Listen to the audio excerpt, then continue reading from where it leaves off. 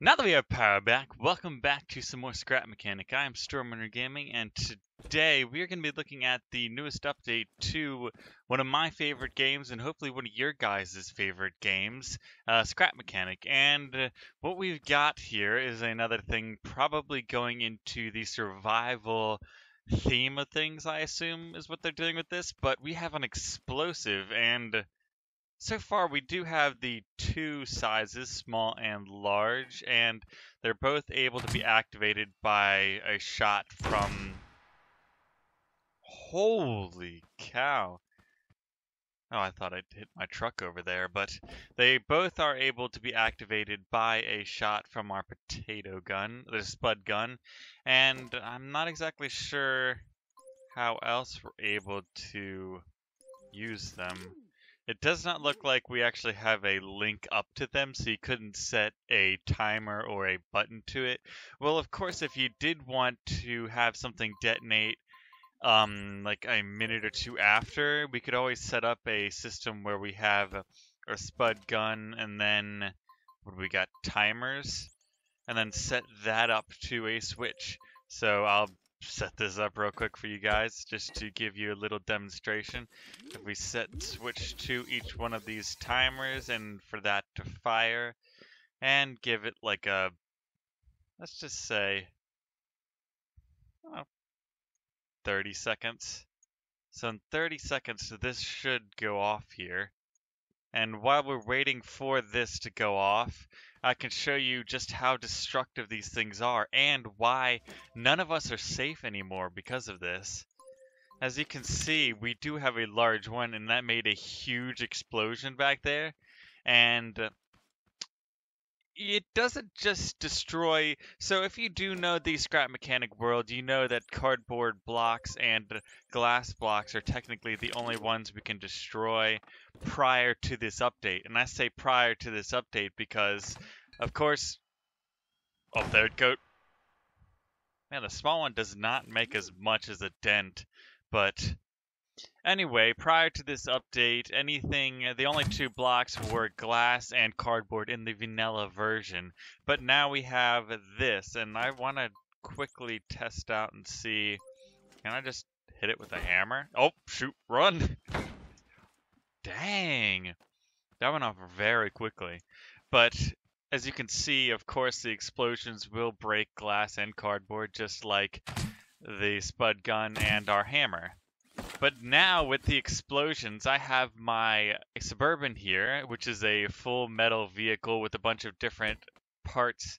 And as you can see, if I throw some explosives in the back of this and I set it off with my spud gun, it will leave a huge crater and the car. Where's it going? It's got a mind of its own now. I've lost all control of it. It's barely surpassing... No, I'm barely catching up to it. Wait. There we go. Let me just delete that real quick so we don't have that running around back in the game. But as you can see, we are all in trouble because any base we have made out of cardboard, metal, I think almost any material can be destroyed by this. And I haven't tested everything. I will tell you there may be some things down in this inventory list that cannot be destroyed, but I've yet to find something. Maybe I'll do a little bit of testing real quick, see if something like the heavy metal I've got right here can or can't be destroyed. But it will be sent flying. Alright.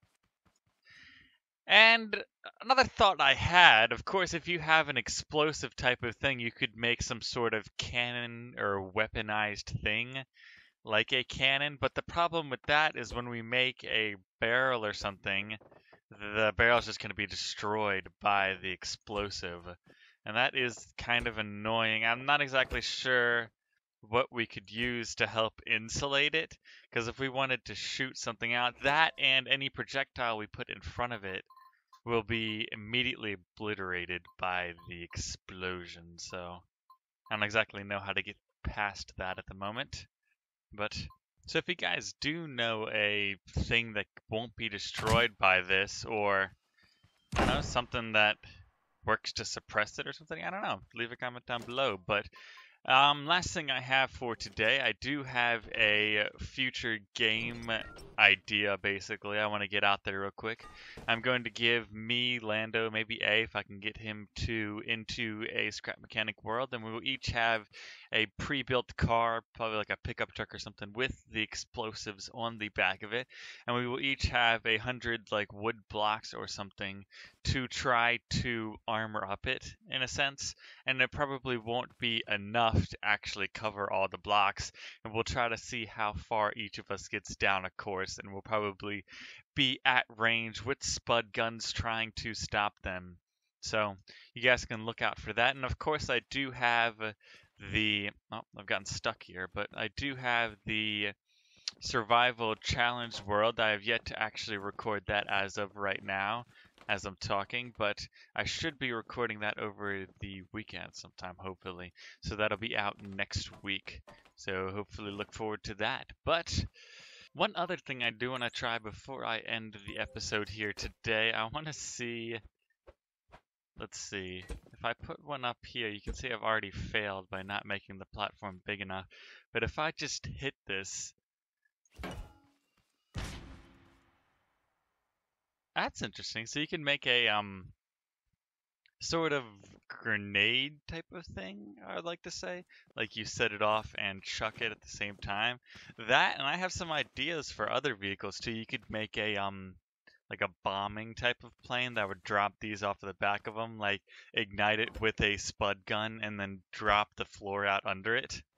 Then again, it would be many objects hitting each other, so I don't know how bad the lag would be, but that is all I have for today. I apologize. It is just looking at the newest update to the game, but I am pretty excited for what this will do to the game and what mini games I can throw in there with it.